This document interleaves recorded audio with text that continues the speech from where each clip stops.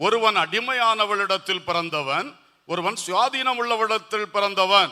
அடிமையானவளிடத்தில் பிறந்தவன் மாம்சத்தின்படி பிறந்தான், சுயாதீனம் உள்ளவளிடத்தில் பிறந்தவன் வாக்குத்தத்தத்தின்படி பிறந்தான். 31ஆம் வசனம். இப்படி இருக்க சகோதரரே, நாம் அடிமையானவளுக்கு பிள்ளைகளாய் இராமல் சுயாதீனம் உள்ளவளுக்கே பிள்ளைகளாய் இருக்கிறோம். ஒரு அல்லேலூயா சொல்லுவோம். சாராளே, நீ சுயாதீனம் உள்ளவள். சபையே, நீ சுயாதீனம் பெற்ற சபை. சுயாதீனம்னா என்ன? விடுதலை, லிபர்ட்டி. இயேசு கிறிஸ்துவின் இரத்தத்தினால், பரிசுத்தாவின் அபிஷேகத்தினால், வசனத்தின் வல்லமையால் நாம் கட்டுகள் உடைக்கப்பட்டு, அடிமைத்தன நுகங்கள் முறிக்கப்பட்டு, சங்கிலிகள் அறுக்கப்பட்டு ஒரு பெரிய விடுதலைக்குள் வந்திருக்கிறோம். அல்லேலூயா. சபை சுயாதீனம் உள்ளவர்களுக்கு தாய், அப்படிதானே? சபை சுயாதீனம் உள்ளவள், சுயாதீனம் உள்ளவள். சபை பாரம்பரியங்களால் கட்டப்பட்டிருக்க கூடாது. அல்லேலூயா. பல பாரம்பரியங்கள் சமுதாயத்தில் இருக்கிறது. சாதி பார்க்கிறது, வரதட்சணை வாங்குறது, இன்னும் பல பல சம்பிரதாய ஒழுங்குகள் செய்வது. இது எது தேவ வசனத்துக்கு விரோதமா இருக்கிறதோ அதை தேவ மக்கள், சபை அதை உடைக்கணும். அல்லேலூயா. சபை அந்த கட்டுக்குள்ள இருக்கக்கூடாது. நீங்கள் அடிமையானவளிடத்தில் பிறந்த விசுவாசிகள் அல்ல, சுயாதீனமுள்ள கிறிஸ்துவின் சபையில் பிறந்த விசுவாசிகள். ஹல்லேலூயா. எனவே அன்புக்குள்ள தேவ பிள்ளைகளே, இவைகளை கவனம் செலுத்துங்கள். சாராளே, நீ சுயாதீனம் உள்ளவள். நீ கண்ட கண்ட சடங்காச்சாரத்திலையும் கண்ட கண்ட பாரம்பரியத்திலும் கட்டப்படாதே. இதுதான் இதுதான் மாற்ற மாட்டோம் என்று சொல்லாதே. வசனம் எதை சொல்லுகிறதோ அதை செய்வேன். அல்லேலூயா. ஆவியானவர் எப்படி நடத்துகிறார் அப்படி நடப்பேன். ஆமென். அந்த சுயாதீனம் வரணும், கட்டப்பட்டிருக்க கூடாது. சிலருக்கு ஒரு பொல்லாத கட்டு, பக்கத்தில் இருக்கிற விசுவாசியை நேசிக்க முடியாது. ஆனா உலகத்தில் அழிந்து போகிற ஜனங்களை அப்படியே நேசித்து அழுது ஜெபிப்பார்கள். உடன் ஊழியனை நேசிக்க மாட்டார்கள். குறு குறு குறு குறுன்னு மனசுல வந்துகிட்டு இருக்கோம். ஆனா உலகத்தில் உள்ள ஊழியக்காரெல்லாம் வல்லமையா பயன்படுத்தவும் ஜெபிப்பார்கள். இது உண்மை அல்ல. இந்த ஜெபம் கர்த்தர் ஏற்றுக்கொள்ள மாட்டார். நீ முதல்ல கண்ட சகோதரனை என்ன பண்ணு? நேசி. இந்த கட்டு நிறைய பேருக்குள்ள இருக்கு, பகை கட்டு. சபையே, நீ சாத்தானுடைய தந்திரமான பகையினாலே கட்டப்படக்கூடாது. அல்லேலூயா. பகையின் கட்டை உடை. பகை என்ற சுவரை இயேசு சிலுவையில் என்ன பண்ணாராம்? உடைத்தார் என்று எழுதி இருக்கிறது. ஹல்லேலூயா. எந்த விஷயத்திலும் நம்ம உள்ளம் கட்டப்படக்கூடாது. நாம் சுயாதீனம் உள்ளவர்கள். ஹல்லேலூயா.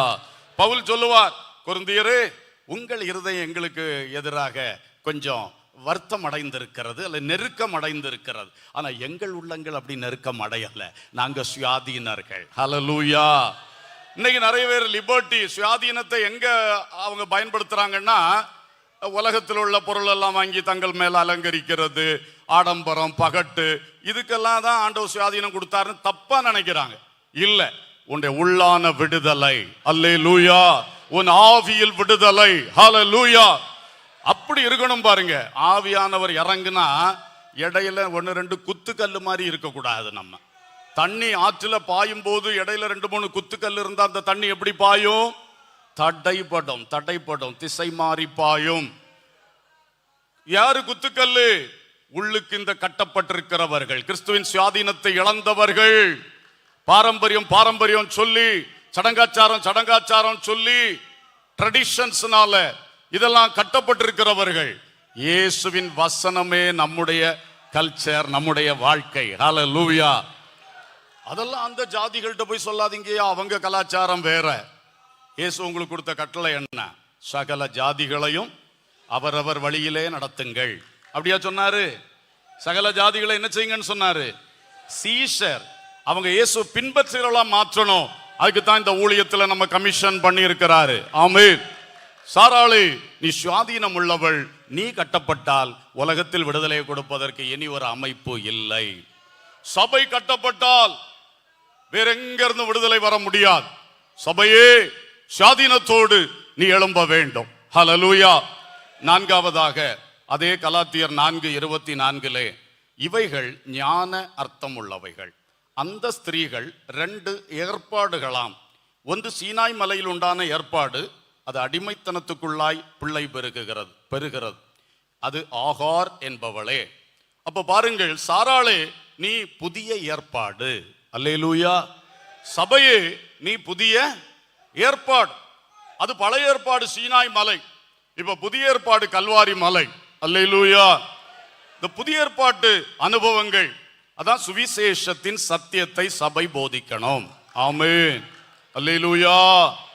சுவிசேஷத்தின் சத்தியத்தை போதியுங்கள், உபதேச சட்டத்துக்கு கீழ்ப்படியுங்கள். பவுல் சொல்லுவார், நீங்க ஒரு காலத்துல பாவத்துக்கு பாரம்பரியத்துக்கெல்லாம் கட்டப்பட்டு கிடந்தீங்க, பல சடங்காச்சாரம்.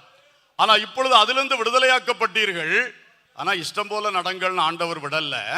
புதிய ஏற்பாட்டுல இப்போ உபதேச சட்டத்துக்கு உங்களை என்ன பண்ணி இருக்காரு? கீழ்ப்படுத்தி இருக்கிறார். வருத்தப்பட்டு பாரம் சுமக்கிறவளே, நீங்கள் எல்லாரும் என்னிடத்தில் வாருங்கள், உங்களுக்கு இளைப்பாறுதல் தருவேன், ஆனால் என் நுகத்தை ஏற்றுக்கொள்.